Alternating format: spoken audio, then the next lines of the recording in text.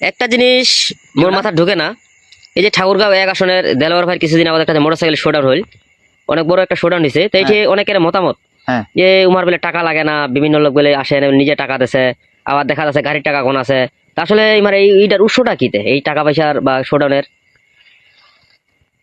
আসলে বেটা এটা তো এগুলা নিয়ে তো অনেক তর্ক বিতর্ক আছে। এগুলা নিয়ে কি কহিম আর, বিষয়টাই যে আমরা যেটা বুঝি রাজনীতি বা যে কোনো প্রোগ্রাম টাকা ছাড়া তো হবে না, হয় না, টাকার খরচ তো একটা হবে। এখন জামাত ইসলামের নেতারা বা কর্মীরা আমরা দেখতেছি, আমিও দেখতেছি ফেসবুকে, তারা বলে বরাবরই বলতেছে যে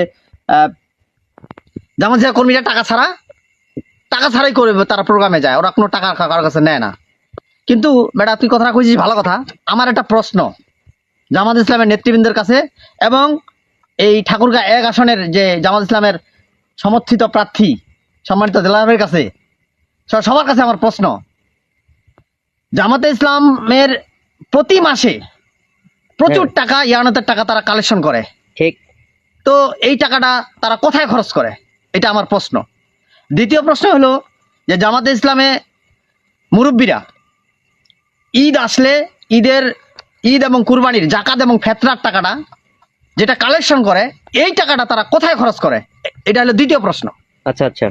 তৃতীয় প্রশ্ন চাচা আমার, যে জামাত ইসলামের নেতৃবৃন্দের কাছে এবং মুরব্বীদের কাছে প্রতি বছরে কৃষক ভাইদের কাছে জামাত ইসলামের মুরব্বীরা বাড়ি বাড়ি গিয়ে উসরের নাম করে তারা টাকা চাঁদা তুলে। উসর ধান দাঁড়িয়েছে যে 10 মণ ধান নিলে 10 মণ কত % টাকা তারা নিবে, এটা বলে এইভাবে টাকা, এই টাকাটা তারা কোথায় খরচ করে?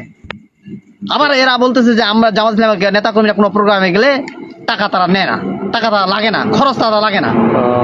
চাঁদা তো মানে ওরা আগতে উঠাতে তাইলে। কিন্তু আমার এখানে প্রশ্নটা হলো, তাহলে এরা বলতেছে যে আমরা খরচ আমাদের লাগে না, আবার এই টাকাগুলো কোথায় খরচ হয়, এটা আমাদের প্রশ্ন। তাহলে এটা আমার প্রশ্ন।